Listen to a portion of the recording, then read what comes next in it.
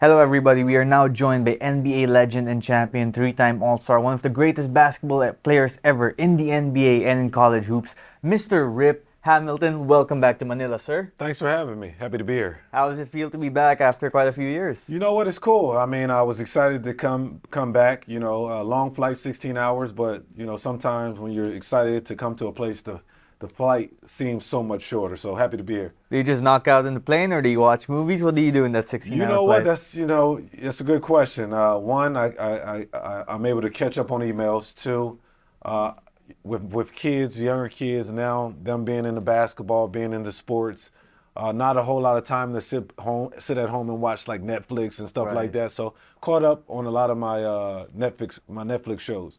Awesome, awesome. Everyone remembers you for your time as a Detroit Piston, and well-deserved because of everything you accomplished. But I quite remember how you started with the Washington Wizards in those early years, and something significant to me was how you got to play with Michael Jordan and those guys.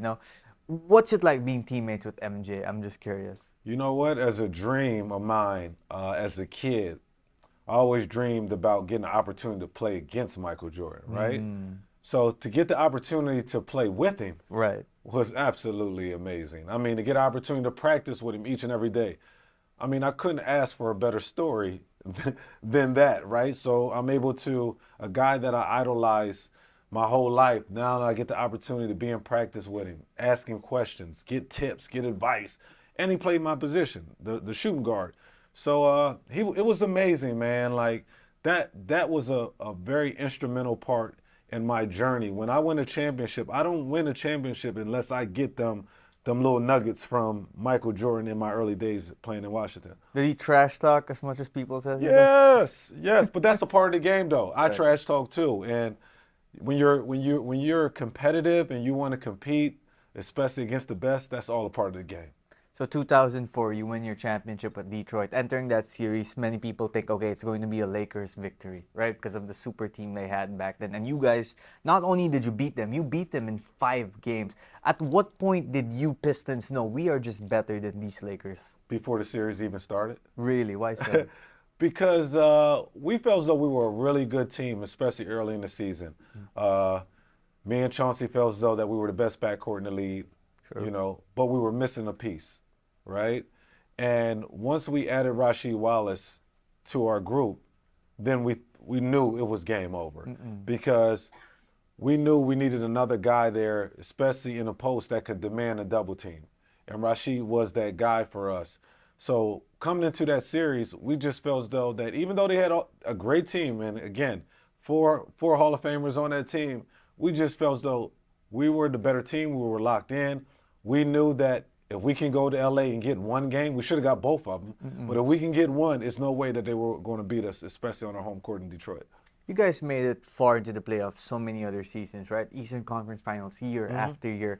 What was the one year that you guys didn't make it to the finals where it felt like, a wasted opportunity? Was it 2007 when you ran into that big LeBron James Game 5 game? Oh, man, to be honest with you, it was every time we got to the Eastern Conference, other than the first year when we lost to the New Jersey Nets. That was before we got Rasheed Wallace. I just feel as though we were right there every year, and people don't understand how tough that is, that people are gunning at us each and every day. They know all our plays. They know what we're going to run. They know how we're going to play.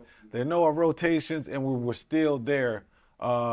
But it's tough. That's why I tell people it's tough to win an NBA championship. You got to be lucky, too. You got to be healthy. Everything got to be clicking at the right time. And like you alluded to, I mean, LeBron had I don't even really want to talk about that, but he had an amazing fourth quarter. And I bet you if we played them 5 games in a row, I bet that he couldn't do that on us 5 games in a row. Right. So, I mean, you live with the results, but like I said, we're just blessed to be able to share the floor with some great teammates, and luckily we got one. Rip, you were a great player, but you were able to do it without being the most athletic guy on the court at all times, not the fastest guy. You did it with smarts, with wits, with experience, right? And that might be a challenge that Filipino basketball players with NBA dreams have. How can I make it to D League without being as athletic, without being able to jump as high, being as strong as the other guys? all across, the world. So what would be your advice for a Filipino baller who wants to make it to the NBA carrying that glory of a country behind them?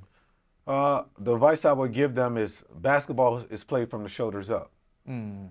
People think that when you play the game, it's about who dunks, who's the most athletic, who's the fastest guy on the floor. No, not at all.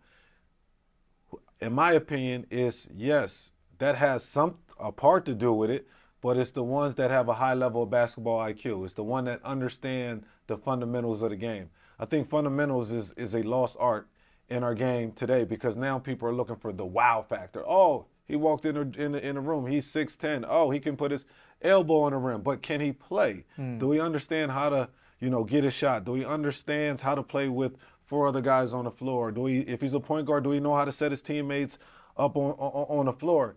And that's the level of expertise that I think that a kid or a player needs to have to really be great at this game. Because I know a lot of people want to look at all the sexy stuff. It's just like if you go buy a car, a person's going to look at the Ferrari or the Lamborghini first. They're not going to look at the Cadillac. They don't understand how many miles the Cadillac you can drive on. So I just feel as though that if they understand that the game is played from the shoulders up, good things can happen for your basketball career. Last question. Who was the toughest guy you ever had to guard in the NBA? Like, really gave you nightmares? Oh, my goodness. Nightmares, bro. I would have to go with Kobe Bryant, right? I mean, Kobe was a monster. Kobe was, like when you got to Los Angeles the night before the game, you told yourself, all right, you know what? I'm going to go out and have an early bite to eat, Yeah. and I'm going to come back in my room and watch tape and get focused for the game. Right. You didn't do any extracurricular activities at all, especially going against Kobe Bryant, because you knew that he wasn't going to take any playoffs. And that was the thing that, in my opinion, separated him from everybody else. He did not take any plays off. He was on attack mode every possession down the floor. Thank you so much for your time, Mr. Hamilton. Yes, sir. Appreciate it. Absolutely. Thank you.